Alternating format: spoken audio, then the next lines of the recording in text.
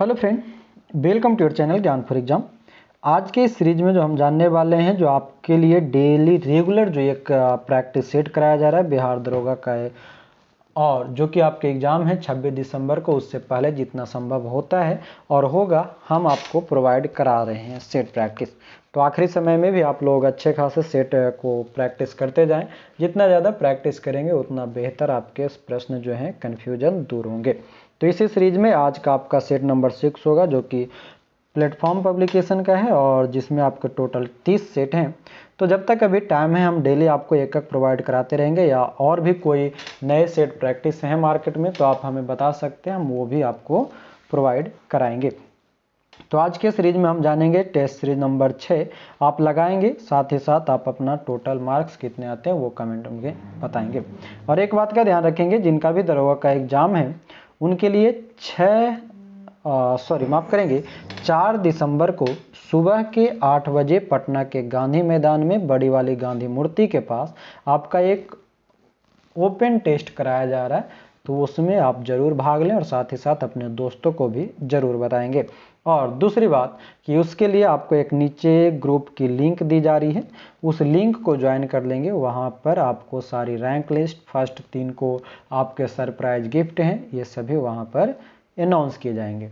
तो आप लोग ज़रूर जुड़ेंगे और अपने दोस्तों तक ज़रूर फैलाएंगे वीडियो को भी और इस बात को, ताकि सभी लोग आ सके और जुड़ सके।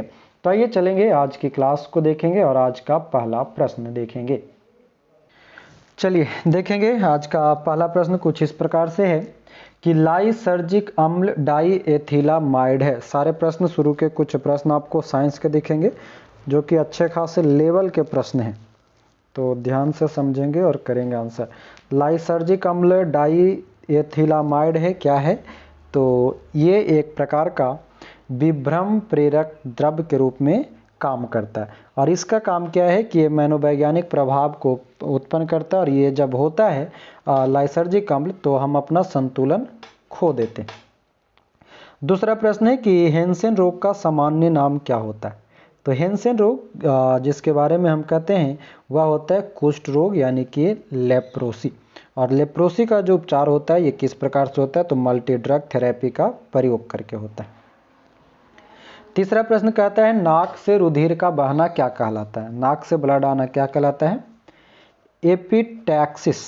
एपिटैक्सिस के नाम से जाना जाता है नाक से ब्लड को आना, यानी कि ऑप्शन नंबर डी हो जाएगा। चौथा प्रश्न है कि सुपोषण किसके आधिक्य से होता है? सुपोषण यूट्रोफिकेशन किसके कारण होता है? तो नाइट्रोजन की आधिक्य से, यानी कि जब नाइट्रोजन की अधिकता होती है तो सुपोषण होता है। और सुपोषण के कारण ही जो हमारा बीओडी है उसका मान भी बढ़ जाता है, जल्द से ज़्यादा हो जाता है। इनमें से कौन सी प्रोटीन के अणु तंतुबद्ध नहीं है? कोलेजन, एक्टिन, मायोग्लोबिन या ट्यूबुलिन? पांचवा का आंसर करेंगे। तो मायोग्लोबिन जो है ये तंतुमय नहीं होता, और ये लोहा एवं ऑक्सीजन को बांधने वाला प्रोटीन के रूप में भी जाना जाता है। तो हमारा सही आंसर हो जाएगा ऑप्शन नंबर सी। 6 नंबर का प्रश्न कहता है कि ट्यूबरकुलोसिस के विरुद्ध मुख्यतः कौन सी वैक्सीन का प्रयोग किया जाता है टीबी में? तो बीसीजी का प्रयोग किया जाता है, ऑप्शन नंबर ए हो जाएगा। और बीसीजी का पूरा नाम आप जानते होंगे, बैसिलस कैलमेटी ग्यूरिन, और जिसका निर्माण भी किया था कैलमेटे और ग्यूरिन, दो अलग अलग वैज्ञानिक ने 1905 में किया था। चलिए आगे देखें, तो कहता है निम्नलिखित में से कौन सा एक अंतरिक्ष यान है? एपोफिस, कैसीनी, स्पिट्जर और तेक्सा। तो जो कैसीनी है ये एक प्रकार का अंतरिक्ष यान है, और यह जो है शनि पर भेजा गया यान है, जो कि शनि ग्रह के अध्ययन के लिए जाना जाता है। और साथ ही साथ यहाँ पर एक जो एपोफिस है, एपोफिस एक प्रकार का शूद्र ग्रह के नाम से जाना जाता है। केंद्रक के विभाजन की क्रिया को क्या कहते हैं? केंद्रक के विभाजन की क्रिया को कैरियोकाइनेसिस, ऑप्शन नंबर बी हो जाएगा। ठीक है। और कोशिका विभाजन की अगर बात करेगा तो कोशिका विभाजन की प्रक्रिया को वाल्टर फ्लेमिंग ने 1882 में खोज की थी। वाक्समैन को किस खोज के लिए नोबेल पुरस्कार मिला था? वाक्समैन को तो स्ट्रेप्टामाइसिन की खोज के लिए, ऑप्शन नंबर बी हो जाएगा। वाक्समैन ने स्ट्रेप्टामाइसिन की खोज 1952 में किया था, और इस कारण मतलब इनको 1952 में नोबेल पुरस्कार दिया गया था और इसे ही नियोमाइसिन की भी खोज किया था इन्होंने ही, स्ट्रेप्टोमाइसिन ने ही का ही बॉक्समैन ने। जैविक ऊर्जा का अंतिम स्रोत क्या होता है? जैविक ऊर्जा का अंतिम स्रोत जो होता है वह है सौर ऊर्जा। ऑर्गेनिक एनर्जी का अंतिम स्रोत सौर ऊर्जा होता है। 11 नंबर का प्रश्न कहता है कि निम्नलिखित कथनों में से कौन सा एक सही नहीं है? ताप्ती नदी का उद्भव मध्य प्रदेश में होता है, कावेरी नदी का उद्भव आंध्र प्रदेश में होता है, गोदावरी नदी का उद्भव महाराष्ट्र में होता है और महानदी का उद्भव छत्तीसगढ़ के पठार में होता है। तो किसका सही नहीं है ये प्रश्न जब अगर पूछे तो कावेरी नदी का उद्भव जो है ये आंध्र प्रदेश से नहीं, ये कर्नाटका के कुर्ग जिले से ब्रह्मगिरी घाटी से होता है। ऑप्शन नंबर बी हो जाएगा, बाकी अन्य सभी सही है। लैटेराइट मिट्टी मिलती है किस जगह पे, किस राज्य में लैटेराइट मिट्टी? तो ये ज़्यादातर महाराष्ट्र में मिलेगा। ऑप्शन नंबर बी हो जाएगा। चलिए आगे बात करते हैं कि भारत में जो लैटेराइट मिट्टी है ये कुछ हद तक हमें तमिलनाडु वाले क्षेत्र में भी दिखाई देता है और कर्नाटक वाले क्षेत्र में भी जहाँ तहाँ पर दिखाई देगा। 13 नंबर की प्रश्न का आंसर करेंगे कि किन महीनों में रबी फसल की बुआई होती है? रबी फसल का बुआई होता है अक्टूबर नवंबर के महीने में होता है। कब होगा? अक्टूबर नवंबर के महीने में आएगा जब बुआई होती है और कटाई कब तक हो जाती है? मार्च अप्रैल में कटाई हो जाती है ना। और फसल में अगर देखा जाए तो गेहूं, चना, मटर, सरसों ये सभी जो है रबी फसल के रूप में जाना जाता है। भू टैगिंग का उपयोग करके खाद्य संकट को समाप्त करने वाला पहला राज्य कौन बन गया है? उत्तर प्रदेश बन गया, भू टैगिंग का उपयोग खत्म कर दिया। आईटीडीपी किसके लिए प्रयोग किया जाता है? इसका फुल फॉर्म बताना है। तो आईटीडीपी का पूरा नाम होता है इंटीग्रेटेड ट्राइबल डेवलपमेंट प्रोग्राम, यानी कि ऑप्शन नंबर ए समन्वित जनजातीय विकास परियोजना है ना। और ये जनजातियों के मूलभूत सुविधाओं के लिए शुरू किया गया था 5वीं पंचवर्षीय योजना के समय। 16 नंबर की प्रश्न देखेंगे, कहता है कि पर्वतीय क्षेत्रों का उत्तर पूर्वी राज्यों, जनजातीय एवं पिछड़े क्षेत्रों में अवसंरचना को विकसित करने के लिए विशिष्ट क्षेत्र योजना को किस पंचवर्षीय योजना में तैयार किया गया है? विशिष्ट क्षेत्र योजना तो ये तैयार किया गया था 8वीं पंचवर्षीय योजना में। Option number A. किस लिए? तो पर्वतीय क्षेत्रों के विकास इन सभी के लिए किया गया था। 8वीं पंचवर्षीय योजना का समय कौन सा था बताएंगे?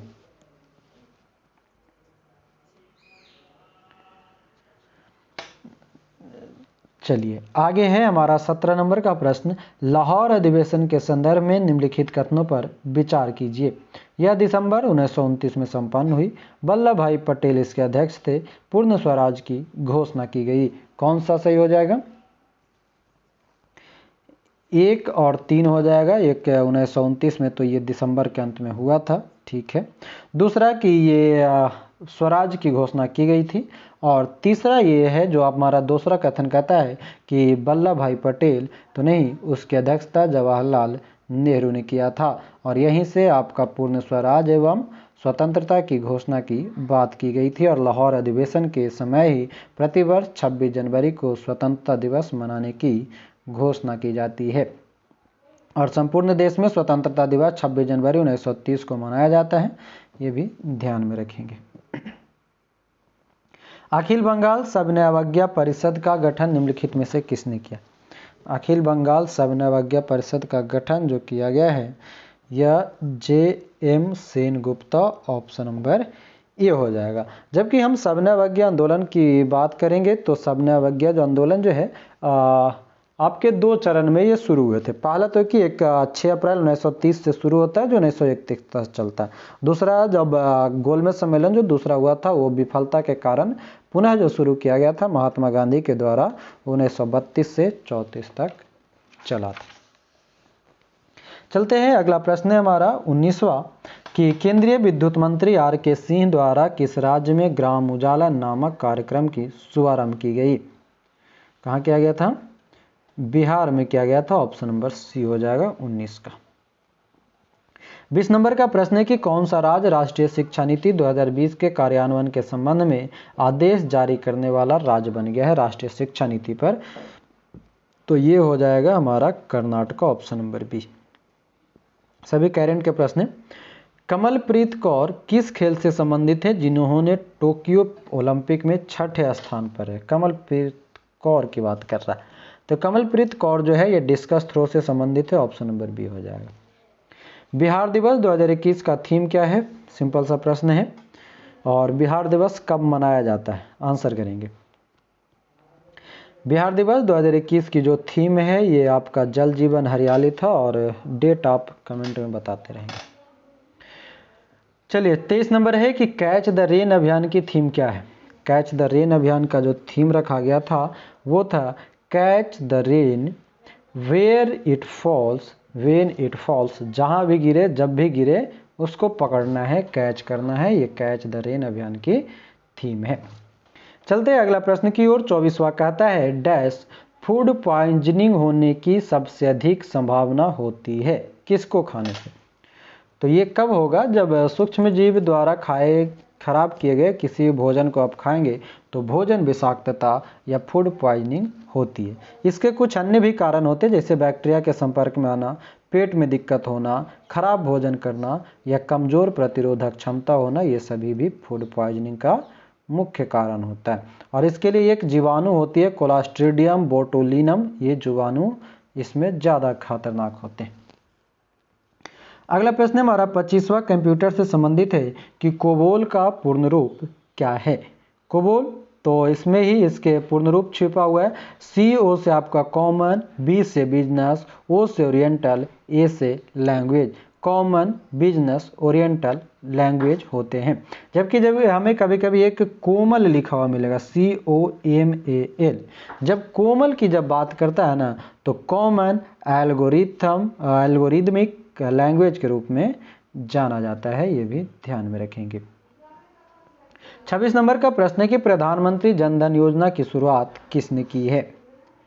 तो प्रधानमंत्री जन धन योजना की शुरुआत किया गया था 15 अगस्त 2014 को, और इससे आप अनुमान लगा सकते हैं कि आपका आंसर क्या होगा। ये 15 अगस्त 2014 को शुरू की गई और उस समय हमारे प्रधानमंत्री थे नरेंद्र मोदी। चलिए 27वां देखेंगे। कहता है प्राचीन समय में किसी व्यक्ति को वस्तु के साथ तौला जाता था और उसी भार मात्रा के समान उस वस्तु को दान कर दिया जाता था। इस प्रथा को क्या कहा जाता था? जब प्राचीन समय की बात कह रहा है, तराजू पे डाल करके उसको तौलता था, जितना किलो वजन उतना किलो तौल करके सबको दान कर दिया जाता था। इसको कहा जाता था तुला दान या तुला भार प्रथा, है ना, ऑप्शन नंबर सी। 28वां है निम्नलिखित में से कौन सी बात मार्च 1931 में हस्ताक्षरित गांधी इरविन समझौते में उल्लिखित है? 1931 के गांधी इरविन समझौता जो हुआ था इसमें हमारा क्या था? कहा गया था कि सविनय अवज्ञा आंदोलन स्थगित किया जाएगा।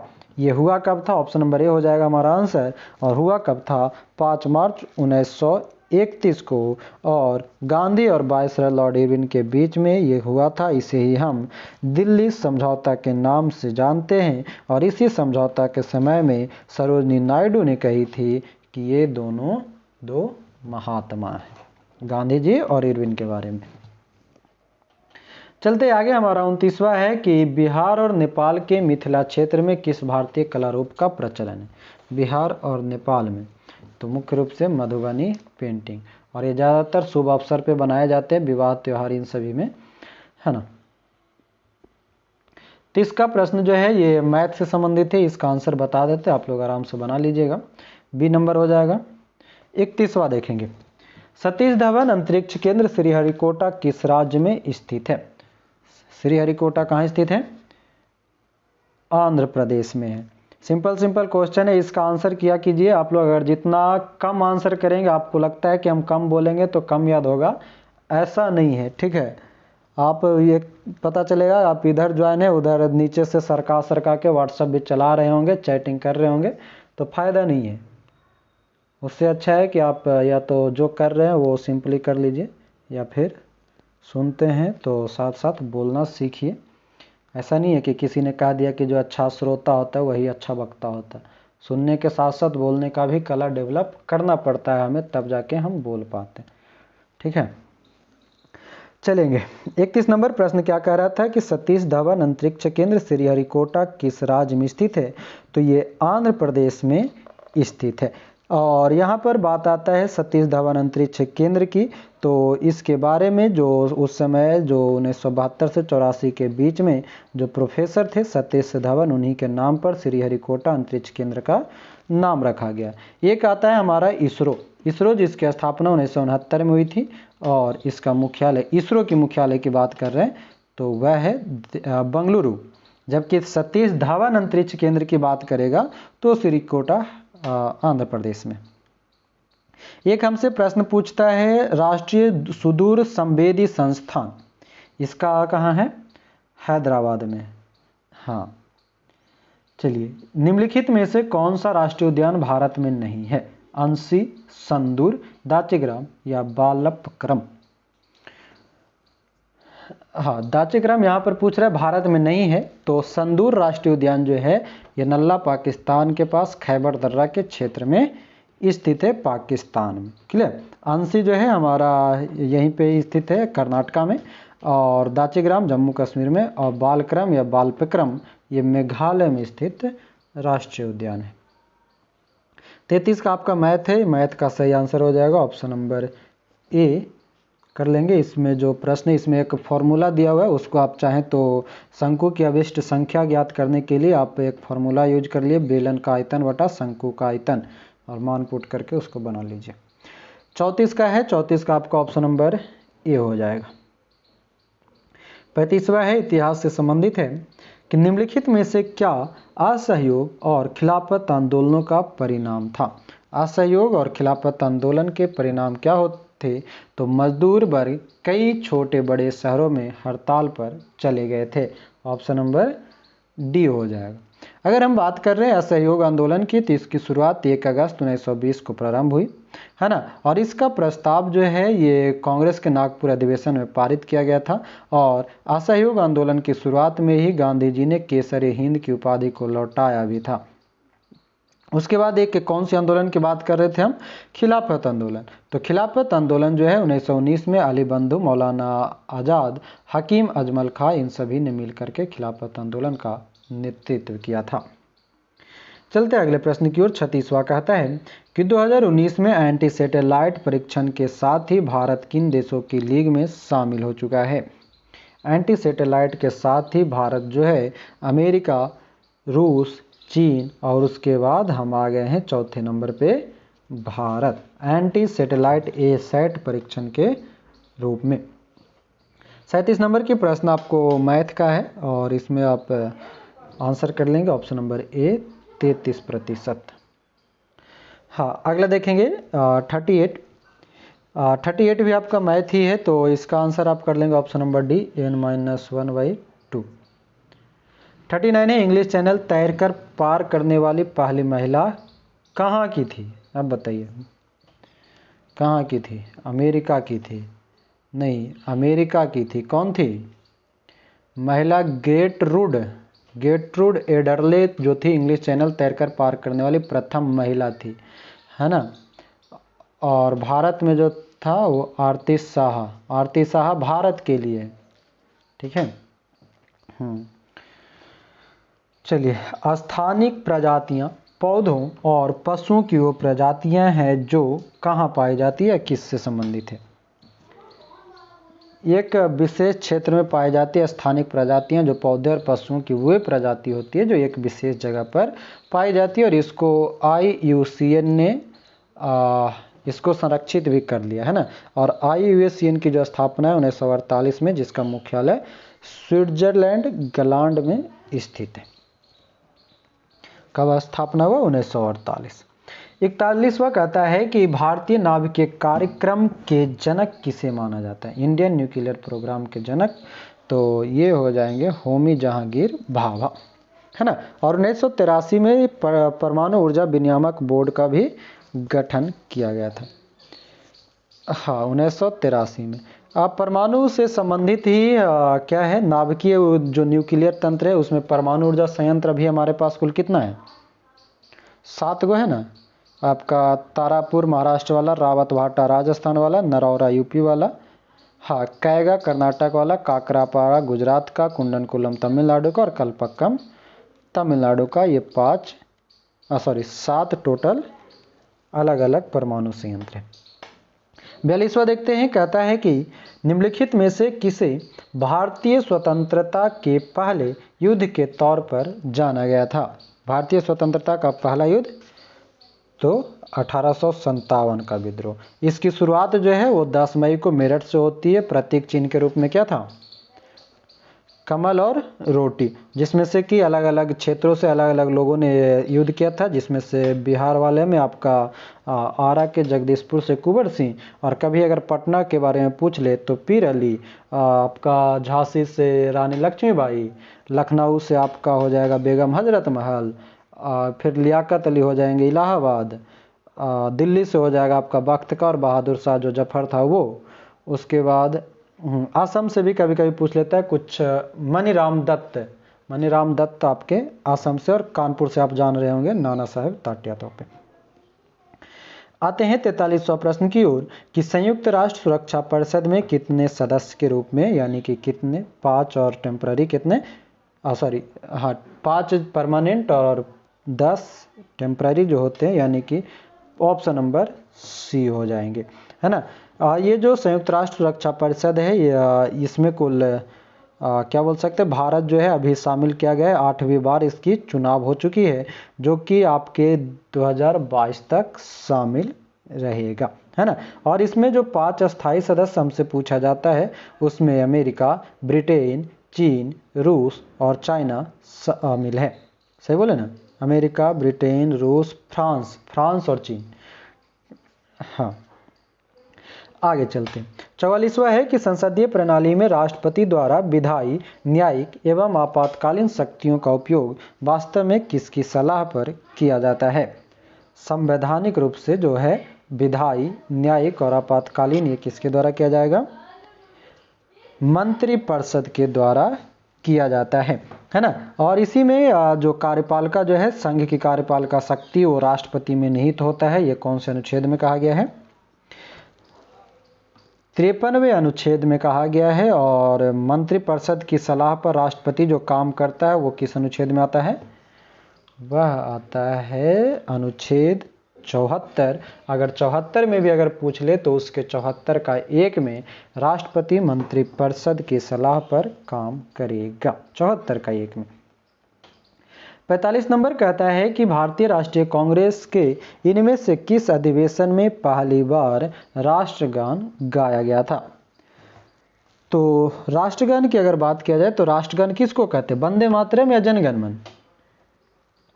जनगण मन को हम राष्ट्रगान के रूप में जानते हैं। और इसका जो सबसे पहले गाया गया था 1911 का कलकत्ता अधिवेशन था। अगर कभी कभी हमसे पूछ ले कि 1911 के कलकत्ता अधिवेशन का अध्यक्षता कौन कर रहे थे, तो बिशन नारायण धर कर रहे थे, है ना। और जनगण मन को हम अपने संविधान समिति के द्वारा कब शामिल किया गया था अपने संविधान में? 24 जनवरी 1950। 24 जनवरी 1950 को हम संविधान सभा के अंतर्गत जनगण मन को अपनाए थे। गाया जाता है 1911 का कलकत्ता अधिवेशन बिशन नारायण धर की अध्यक्षता में, है ना। चलते आगे। यहाँ पर जो और अगर ऑप्शन दिया हुआ, ऑप्शन में देख लीजिए तो 1907 का आपको याद होगा सूरत फूट, रास बिहारी बोस के समय का। 1916 का लखनऊ अधिवेशन, जिसमें आपका सूरत में जो सूरत फूट वाला लोग थे ये फिर से पैचअप किया था, है ना, मतलब मिला था। और 17 में आपको पता होगा पहली महिला के रूप में एनी बेसेंट ने कलकत्ता में आई थी, कांग्रेस के पहली महिला। 46वां है कि गांधी जी का डैश के खिलाफ अभियान प्रेस पर ब्रिटिश सेंसरशिप और पेशी के बिना नजरबंदी के जवाब में था। कौन सा? हाँ, तो हो जाएगा हमारा रॉलेट एक्ट। तो गांधी जी का रॉलेट एक्ट के खिलाफ अभियान प्रेस पर ब्रिटिश सेंसरशिप और पेशी के बिना नज़रबंदी के जवाब में था। रॉलेट एक्ट के बारे में आपने एक कथन सुना होगा, न वकील न दलील न कोई अपील वाला, है ना। और इसे मार्च 1919 में लागू किया गया था और गांधी जी ने इसी के विरुद्ध में राष्ट्रव्यापी आंदोलन जो चलाए थे 6 अप्रैल 1919 को चलाए। और गांधी जी ने ही रॉलेट एक्ट को क्या नाम दिया था? काला कानून नाम दिया था। 47वां है, पद्मा सचदेवा का निधन हो गया है, वह कौन थी? तो ये एक कवित्री थी। अगला प्रश्न है हमारा कि Balakot air strike how India avenged Pulwama नामक पुस्तक के लेखक कौन है? मनन भट्ट थे। चलिए आगे आते हैं, हमारा 49वां प्रश्न है, सिख समुदाय के संगठन के संबंध में सूची 1 का सूची 2 से मिलान करें तथा नीचे दिए गए कुट से सही उत्तर का चयन करें। तो 49 को मिलाएंगे तो मसंद जो है गुरु के प्रतिनिधि को कहा जाता था। खालसा जो होता था जिन्हें गुरु ने स्वयं दीक्षा दी हो, खालसा कहलाता था। मेली कहलाता है मसंद के सहायक को कहा जाता है। और सहलंग कहा जाता है मसंद का दीक्षित व्यक्ति। तो इसको कौन कौन सा हो जाएगा? 2, 1, 4, 3 ऑप्शन में देखेंगे। आंसर हो जाएगा आपका ऑप्शन नंबर डी, 2, 1, 4, 3। अगला है 50वां कि 67वें राष्ट्रीय फिल्म फेयर पुरस्कार में सर्वश्रेष्ठ अभिनेत्री का पुरस्कार किसे दिया गया है? तो ये हो जाएगा 67वां में 2014 में जिनको पापा मिले थे आज़ादी वाला, कंगना रनौत को। आगे, भारतीय संविधान में कितनी अनुसूचियां हैं? वर्तमान में भारतीय संविधान में कुल 12 अनुसूची हैं। मूल में संविधान में हमारा 8 अनुसूची था, वर्तमान में 12 हो गया है। सूचियों से संबंधित जो है 7वीं अनुसूची में आपके संघ, राज्य और संवर्ती सूची के बारे में चर्चा की गई है। और भी बहुत सारे हमारे जो 12 सूची हैं सबका अलग अलग अपना मायने है।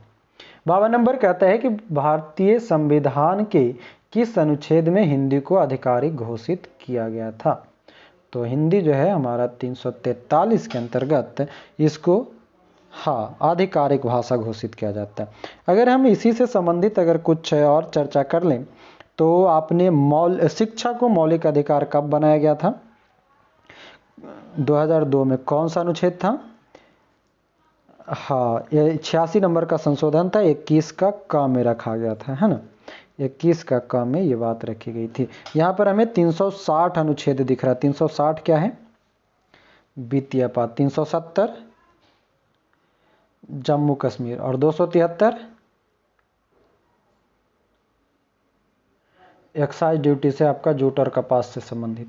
आगे देखेंगे 53, लोक संगीत मांड किस राज्य से संबंधित है? मांड जो है तो ये सही आंसर हो जाएगा हमारा राजस्थान। लोक संगीत मांड जो है राजस्थान से संबंधित है। और लावनी एक पूछा जाता है कभी कभी, लावनी महाराष्ट्र में होती है। पंडवानी जो है, लावनी महाराष्ट्र में है, पंडवानी छत्तीसगढ़ में है। और कजरी जो है, कजरी कहाँ का है? कजरी उत्तर प्रदेश का है। और चौकुला और झुमेला ये भी उत्तराखंड में ही है।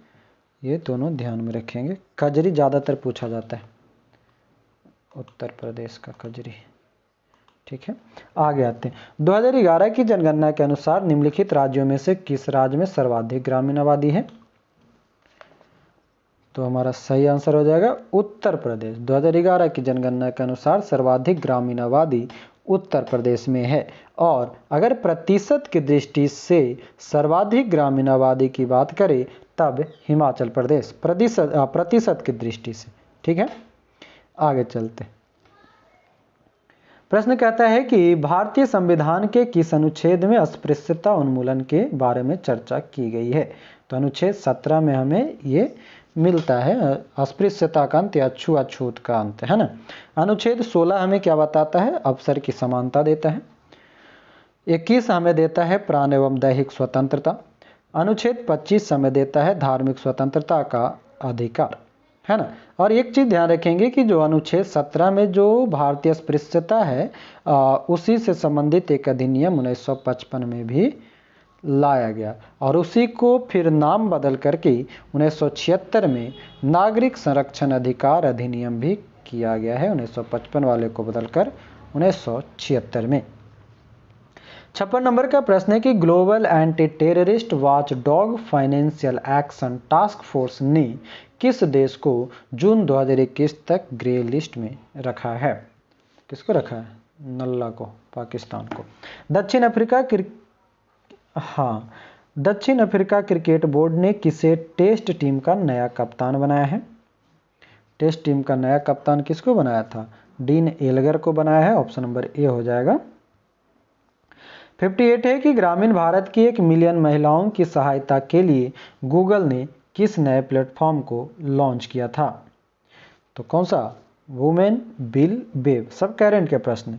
किस राज्य में पहला वन चिकित्सा खोला गया है? उत्तराखंड में खोला गया है।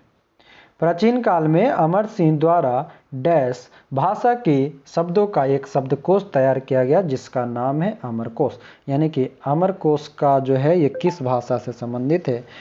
तो संस्कृत भाषा की है ना।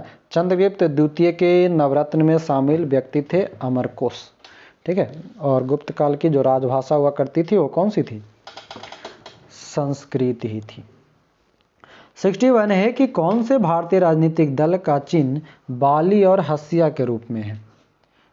बाली और हंसिया ये आपका सीपीआई जो बोलते हैं, कम्युनिस्ट पार्टी ऑफ इंडिया, मतलब ऑप्शन नंबर डी हो जाएगा। कम्युनिस्ट में एक मार्क्सवादी भी आता है पर वो नहीं है। हाँ, ये जो है इसकी स्थापना ताशकंद में हुआ था। इसके संस्थापक एम.एन. रॉय थे। इसकी पहली बैठक कानपुर में हुई थी, ये भी इतना ध्यान रख लेंगे। और इसकी स्थापना 1925 में हुई थी। वर्तमान में हमारे यहाँ कितने दल हैं राष्ट्रीय में? 8 दल है ना। चलते हैं, हमारा 62वां कहता है स्पाइसेज बोर्ड ऑफ इंडिया किस केंद्रीय मंत्रालय के अंतर्गत आते हैं? स्पाइसेज मसाला मार दिया है और कुछ नहीं है, वाणिज्य और उद्योग मंत्रालय के पास है, वही मसाला वाला स्पाइसेज करके मसाला कर दिया। नहीं जाते हैं होटल वगैरह में खाने जाते थे तो हम कहते हैं स्पाइसी दीजिए, घरवा में दे देगा देगो मिर्चाई ज़्यादा तो कहेगा इतना तित्ता बनाया है, वही वाला। 63 है QS best student cities ranking में कौन शीर्ष पर रहा? क्यूएस बेस्ट स्टूडेंट में तो सही आंसर हो जाएगा लंदन से। आगे आते हैं 64 में कि किस राज्य सरकार ने सरकारी स्कूल के छात्रों को व्यावसायिक पाठ्यक्रम में 7.5% आरक्षण देने का निर्णय लिया है? तमिलनाडु। सरकारी स्कूल में छात्रों को व्यावसायिक पाठ्यक्रम में 7.5% तक आरक्षण है। किस मंत्रालय ने ई अध्ययन मंच तपस लॉन्च किया है? तपस किसका है? तो ये सही आंसर हो जाएगा हमारा सामाजिक न्याय और अधिकारिता मंत्रालय। किनके पास है अभी ये? वीरेंद्र कुमार के पास ये है। अगला प्रश्न हमारा है कि किस देश के ग्रामीणों ने वैज्ञानिकों के साथ मिलकर एक रोबोट विकसित किया है? ग्रामीणों ने वैज्ञानिकों के साथ मिलकर जो रोबोट विकसित किया हुआ है इंडोनेशिया। मध्य प्रदेश का पहला automatic railway coach washing plant कहाँ स्थापित किया गया है? हबीबगंज। हबीबगंज कैरेंट में अब इसका नाम क्या बदल दिया गया है? रानी कमलापति। रानी कमलापति स्टेशन कर दिया गया, हबीबगंज का नाम बदल गया। पहला भारत का प्राइवेट स्टेशन कह सकते हैं। कुछ दिनों में हम आप भी प्राइवेट हो जाइएगा। हाँ 68 कहता है कि गैसों में ध्वनि किस प्रकार की तरंगों के रूप में प्रवाहित है? जब कोई कह सकता है कि हम 2014 में आज़ाद हुए तो हम काहे नहीं कह सकते कि हम प्राइवेट है ना। आज़ादी हमें भले 47 में मिल गया। 68वां क्या हो जाएगा? हाँ 68 का है अनुदैर्ध्य तरंगों के रूप में हम ध्वनि तरंग को प्रवाहित करते हैं और प्रकाश जो होता है वो अनुप्रस्थ होता है और अनुदैर्ध्य तरंग कभी ध्रुवित नहीं होता, मतलब वो नहीं। आगे है 69 ने आपके क्या है, जब एक वस्तु उत्तल लेंस में 10 सेंटीमीटर की दूरी पर रखी है तो यह वस्तु का 2 गुना आकार का आभासी प्रतिबिंब बनाता है। एक वास्तविक प्रतिबिंब वस्तु से 2 गुना आकार पर का बनेगा जबकि वस्तु लेंस की दूरी पर रखी जाएगी। तो इसमें कौन सा हो जाएगा, 30 सेंटीमीटर हो जाएगा, ऑप्शन नंबर बी। इसका एक फॉर्मूला है, वो आप चाहें तो लिख लीजिए। लेंस का फॉर्मूला जो होता है एम बराबर एफ बटा एफ प्लस यू, ये फार्मूला आप यूज कर लेंगे, आपको बन जाएगा। या फिर लेंस सूत्र जो आप एक प्रयोग करते हैं 1/v माइनस 1/u बराबर 1/f, इससे भी आप बना सकते हैं। 70 नंबर का प्रश्न कहता है किसी भोजन बनाने वाले पात्र के लिए सबसे अधिक वांछनीय युग कौन सा है। भोजन बनाने के लिए तो हमारा सही आंसर हो जाएगा निम्न विशिष्ट ऊष्माधारिता और उच्च चालकता। किसी भी भोजन के पात्र को बनाने के लिए सबसे अधिक जो उसका गुण है कि निम्न उसकी विशिष्ट ऊष्माधारिता होनी चाहिए, ऊष्माधारिता उसका कम और चालकता उसकी ज़्यादा होनी चाहिए, तभी जाके हमारा भोजन जो है अधिक अच्छा बनेगा। 71वां है कि निम्नलिखित में से कौन सा एक किसी तत्व के परमाणु क्रमांक को सबसे सही निर्धारित करता है। परमाणु क्रमांक को सबसे सही, तो ये हो जाएगा प्रोटॉनों की संख्या। प्रोटॉनों की संख्या ही है जो किसी तत्व के परमाणु क्रमांक की सबसे सही और सटीक निर्धारण करता है। कभी कभी हमसे पूछा जाता है कि किसी उदासीन परमाणु के लिए इलेक्ट्रॉन की संख्या कितनी होती है, तो इलेक्ट्रॉन की संख्या बराबर प्रोटॉन की संख्या बराबर परमाणु संख्या, ये तीनों बराबर होते हैं, है ना। और एक हमसे कभी प्रश्न पूछा जाता है परमाणु भार, परमाणु भार बराबर प्रोटॉन की संख्या प्लस न्यूट्रॉन की संख्या। चलते 72 कहता है कि सूची 1 को सूची 2 से मिलान करना है और देखेंगे। अब इसको सुमेलित कीजिए, तो अगर हम गोल्डस्टीन की बात करें तो गोल्डस्टीन आपके प्रोटॉन से संबंधित है। चैडविक तो नाच यानी कि क्या हो जाएगा, न्यूट्रॉन हो जाएगा। थॉमसन आपका ईट हो जाएगा इलेक्ट्रॉन। डाल्टन हो जाएगा परमाणु सिद्धांत। अब इसको देख लीजिए 2 3 4 1, ऑप्शन नंबर ए। 73 है सीआर का इलेक्ट्रॉनिक विन्यास निम्न में से कौन सा है। तो इसके बारे में अगर बात किया जाए तो हमारा सही आंसर हो जाएगा option number B, Ne3s2 3p6 3d5 4s1। इसको निकाल लेंगे, जब अफबाहु सिद्धांत पढ़े हैं ना, उसका प्रयोग करते हैं तब जाके ये हमें दिख जाता है। तो सही आंसर हो जाएगा हमारा ऑप्शन नंबर बी। 74 है कि निम्न में कौन से खनिज को Al नहीं है। क्या है, Al नहीं है, एल्युमिनियम का नहीं, अच्छा सॉरी, हाँ ये Al है, मतलब एल्युमिनियम का कौन सा खनिज नहीं है। क्रायोलाइट, माइका, फ्लोरस्पार और फेलस्पार। तो फ्लोरस्पार जो है वो फ्लोरस्पार ऑप्शन नंबर सी वाला, वो कैल्शियम का अयस्क है, ना कि एल्युमिनियम का। और फ्लोरस्पार का सूत्र होता है CaF2। किसका हो जाएगा, कैल्शियम का अयस्क हो जाएगा। आगे 75 कहता है कि यदि पृथ्वी घूर्णन करना बंद कर दे तो जी का मान भूमध्य रेखा पर क्या होगा।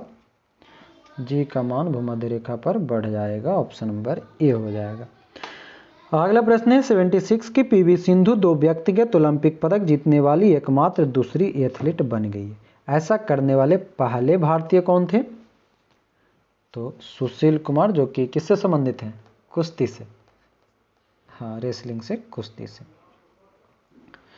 चले गए जेल में खिचड़ी खाने ना। चर्चित पुस्तक the stars in my sky को किस बॉलीवुड अभिनेत्री ने लिखा है।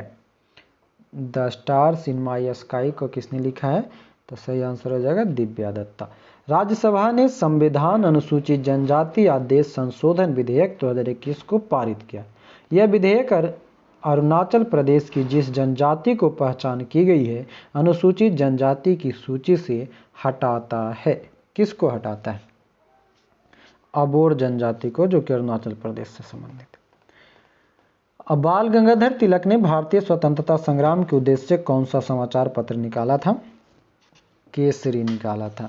इनका ही एक और समाचार पत्र है मराठा और केसरी। बाल गंगाधर तिलक ने ही आपका 1893 में कौन सा उत्सव, गणेश उत्सव, और 1895 में शिवाजी उत्सव को मनाने की घोषणा की थी। है ना। और इनका एक बहुत ही कथन बड़ा मस्त है जो अक्सर पूछा जाता है कि यदि अस्पृश्यता को भगवान मानते हैं तो मैं कभी भी भगवान को भगवान नहीं मानता। ये चीज़ इनका ध्यान रखें। हाँ, और प्रथम पत्रकार थे जो कि जेल भी गए थे। 80 कहता है कि भारत पाकिस्तान के सीमांकन निर्धारण में किस स्थान का फैसला जनमत संग्रह द्वारा हुआ था? भारत पाकिस्तान के निर्धारण में सिलहट का। सिलहट जो है ये हुआ था कि जनमत संग्रह से हुआ था। और भारत पाकिस्तान के बीच में कौन सी सीमा रेखा है? रेड क्लिफ रेखा है। सिलहट जो है और ये जो जूनागढ़ जो है इसको भी कैसे शामिल किया गया था? सैन्य नहीं, जूनागढ़ को जनमत द्वारा हैदराबाद को सैन्य कार्यवाही से। ऑपरेशन पोलो था हैदराबाद के लिए। भारत पाक के उस समय का राजधानी मुजफ्फराबाद। आगे चिटगांव तो बांग्लादेश में है, जो बाद में जब 1971 के बाद वाला हुआ था तब उसको किया गया था। हाँ, सूर्य सेन। 81वां है कि गुजरात की सीमा किस पड़ोसी देश के साथ लगती है? और किससे लगेगा? पाकिस्तान ना? नहीं, पाकिस्तान से लगती है। पंजाब, राजस्थान, गुजरात, आपका जम्मू कश्मीर, लद्दाख, ये सभी पाकिस्तान से लगता है। कुल सीमा कितना साझा करते हैं हम पाकिस्तान के साथ? 3323 किलोमीटर करते हैं। हाँ, सर क्रिक लाइन गुजरात के पास में है। 82वां कहता है कि दक्षिण अफ्रीका के शीतोष्ण घास के मैदान को हम क्या कहते हैं? दक्षिण अफ्रीका में क्या कहेंगे? दक्षिण अफ्रीका के शीतोष्ण घास के मैदान को हम बेल्ट के नाम से जानते हैं। Option number D.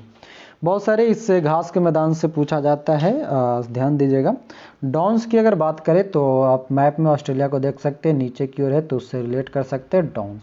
उसके बाद अगर हम पंपास की बात करें तो ये खास करके हमारा कहाँ पर? अर्जेंटीना। अर्जेंटीना किस कॉन्टिनेंट में है? दक्षिण अमेरिका में अर्जेंटीना आता है। अगर प्रेरी की बात करें तो ये कहाँ पर आ जाएगा?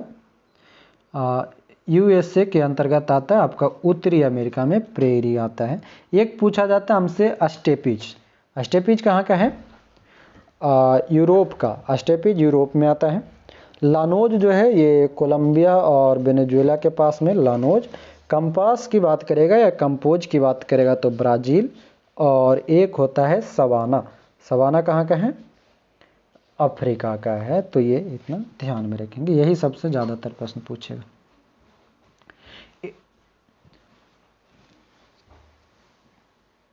अगला प्रश्न है हमारा 83 नंबर, कहता है कि क्रिप्स मिशन किस वर्ष भारत आया था? 1942 में आया था क्रिप्स मिशन। क्रिप्स मिशन जो कि 23 मार्च 1942 को दिल्ली आया और ये अपना योजना प्रस्तुत किया था 30 मार्च 1942 को। और इसी के समय में गांधी जी ने क्या कहा था कि ये एक ऐसा चेक है जो पोस्ट डेटेड चेक के नाम से इनको बुलाया था ना। और क्रिप्स मिशन को कौन कौन अस्वीकार किया था? तो कांग्रेस और मुस्लिम लीग ने अस्वीकार किया था। और क्रिप्स मिशन की अध्यक्षता किसने किया था? तो सर स्टैफर्ड क्रिप्स ने किया था, है ना।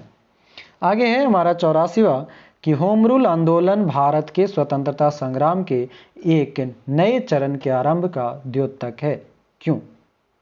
क्योंकि इसने देश के सामने सेल्फ गवर्नमेंट यानी कि स्वशासन की ठोस नीति को रखा था। होम रूल आंदोलन जो कि लगभग 1916 में शुरू हुआ, 18 में जाकर के बंद हो गया था, है ना। एनी बेसेंट और बाल गंगाधर तिलक ने इसकी शुरुआत की थी। प्रश्न 85 की महात्मा गांधी किस वर्ष दक्षिण अफ्रीका से भारत लौटे? 1915 को लौटे थे। और इन्हीं के याद में हम 9 जनवरी को क्या मनाते हैं? प्रवासी भारतीय दिवस मनाते हैं। अफ्रीका कब गए थे? 1893 में गए थे, 1915 में आए। लगभग 22 वर्षों तक वहाँ पर रहे थे। बीच में एक बार आए थे, ऐसा नहीं है। हाँ, 1901 के आसपास में कांग्रेस में गए थे। आगे, निम्नलिखित में से किसने 1920 ईस्वी में नागपुर के भारतीय राष्ट्रीय कांग्रेस के अधिवेशन में असहयोग आंदोलन के प्रस्ताव को पारित किया था? असहयोग आंदोलन के प्रस्ताव को पारित किसने किया था?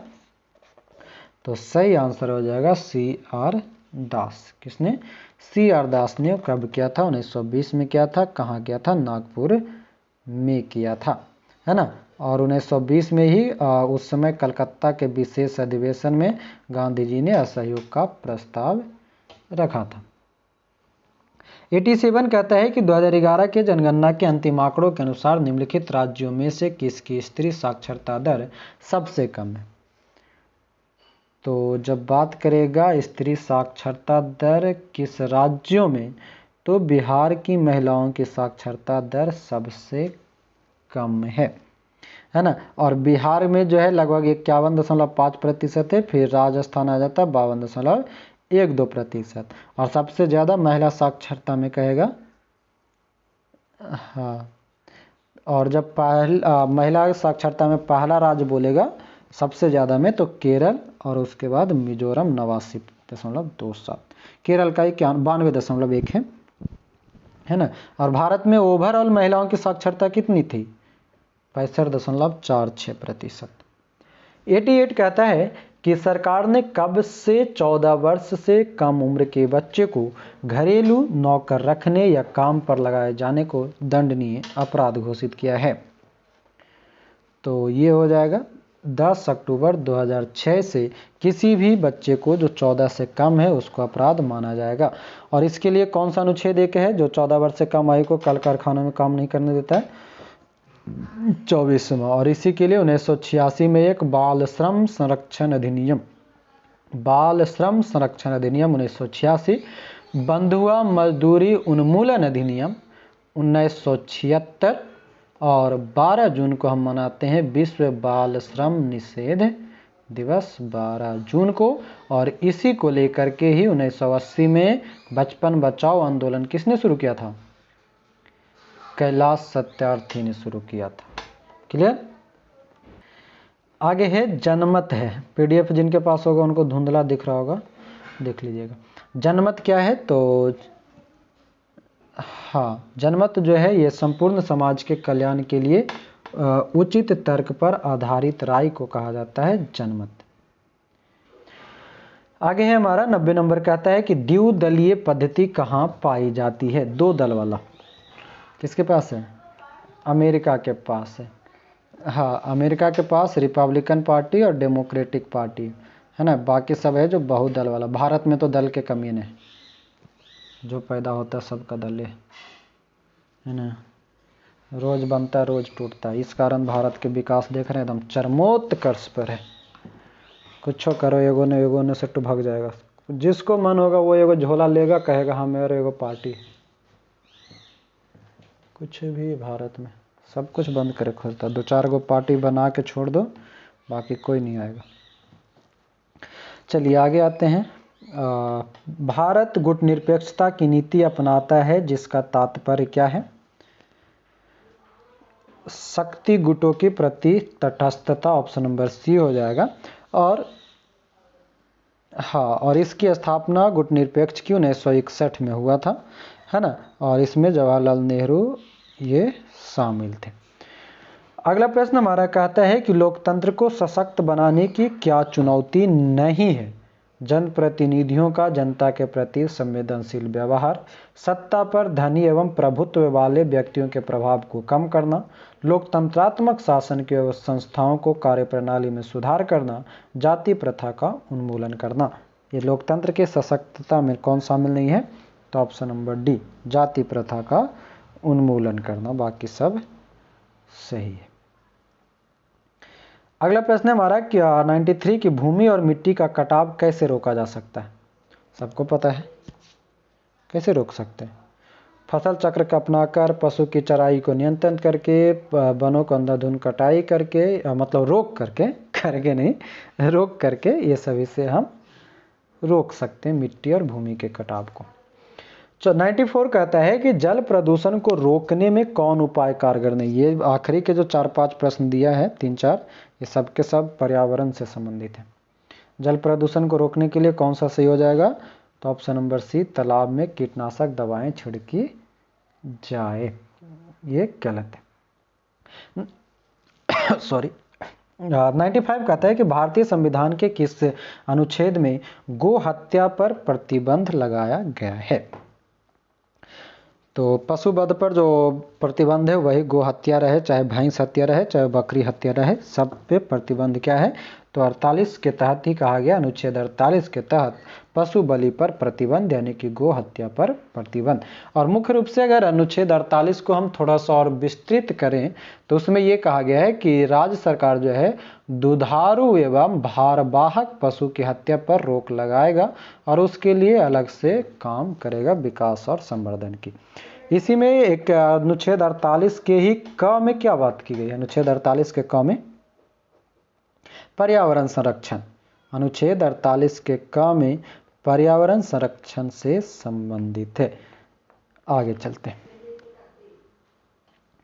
96 कहता है राज्यपाल किसे मुख्यमंत्री नियुक्त कर सकता है, किसको करेगा, विधानसभा में जो बहुमत दल के नेता होंगे उनको ही कर सकते हैं। और ये अधिकार जो है मुख्यमंत्री की नियुक्ति राज्यपाल को किसके अंतर्गत, कौन से अनुच्छेद, 164 के अंतर्गत राज्यपाल मुख्यमंत्री की नियुक्ति करता है। राज्यपाल जो है मुख्यमंत्री की अक्सर एक प्रश्न पूछता है कि मुख्यमंत्री का होता है नियुक्ति, चयन, ऐसा करके, तो मुख्यमंत्री की नियुक्ति होती है, चयन नहीं होता है। मुख्यमंत्री की नियुक्ति राष्ट्रपति करता है, चयन करता है उसके अपने नेता लोग, भैया बाबू लोग। 97 है राज्य मंत्रिपरिषद के मंत्रियों की नियुक्ति कैसे होती है, राज्य मंत्रिपरिषद के मंत्री की नियुक्ति, तो ये होता है मुख्यमंत्री के परामर्श पर राज्य के द्वारा, राज्यपाल के द्वारा, जैसे राष्ट्रपति करता है लोकसभा में और उधर के जो ऊपरी विधानसभा है उसमें। आगे चलेंगे। भारतीय कौन सा प्रश्न था, 97 का आंसर हो जाएगा ऑप्शन नंबर ए, राज्यपाल के द्वारा। भारतीय संघात्मक व्यवस्था में न्यायपालिका की कैसी व्यवस्था, हमारे यहाँ न्यायपालिका कैसी है, एकाहारी न्यायपालिका, ऑप्शन नंबर ए हो जाएगा, एकीकृत न्यायपालिका है। और ये हम कहाँ से लिए हैं, भारत में उच्चतम न्यायालय की शक्ति और अधिकार अमेरिका से लिए। भारतीय उच्च न्यायालय की स्थापना कब हुई थी, 28 जनवरी 1950 को हुआ था। और हम उच्चतम न्यायालय को भारतीय संविधान का संरक्षक भी कहते हैं। और रीट जारी करने का अधिकार अंग्रेजी भाषा में उल्लेख कौन सा, अनुच्छेद 32 में। और एक अनुच्छेद होता है 348, वो कहता है कि उच्चतम न्यायालय एवं उच्च न्यायालय की रीट या निर्णय देने की भाषा अंग्रेजी में होगी, अनुच्छेद 348। हम जो रीट जारी करते हैं वो 32 वाला है, ठीक है, अंग्रेजी भाषा में जब बोलेगा तो 348। 348 आते हैं। 99 कहता है कि सर्वोच्च न्यायालय के न्यायाधीशों की नियुक्ति कौन करता है, तो सर्वोच्च न्यायालय के न्यायाधीश की नियुक्ति करेगा, ऑप्शन नंबर सी हो जाएगा, मुख्य न्यायाधीश की सलाह पर राष्ट्रपति करेगा। और आखिरी प्रश्न है, गांधी जी के विदेशी वस्तुओं के बहिष्कार के आंदोलन का लक्ष्य था क्या, तो इसका सही आंसर हो जाएगा कुटीर उद्योगों को प्रोत्साहन देना इनका मुख्य काम था। तो ये रहा आज का आपका पूरे के पूरे 100 प्रश्न, जो कि पीडीएफ में आपको क्वेश्चन आंसर सब दिया हुआ है। और 4 तारीख वाला जो आपका टेस्ट है 8 बजे से गांधी मैदान पटना में, जो लोग शामिल हो सकते हैं वो शामिल हो जाइएगा। और जितने लोग आ सकते हैं अपने दोस्त सबको लेकर के पहुंचिएगा सुबह 8 बजे अपने टाइम पे, कोरोना प्रोटोकॉल को फॉलो करते हुए। तो चलिए मिलते हैं अगले क्लास में, अभी के लिए सबको धन्यवाद, बाय। और साथ ही साथ आप लोग वीडियो को लाइक शेयर कमेंट करते रहेंगे। जय हिंद।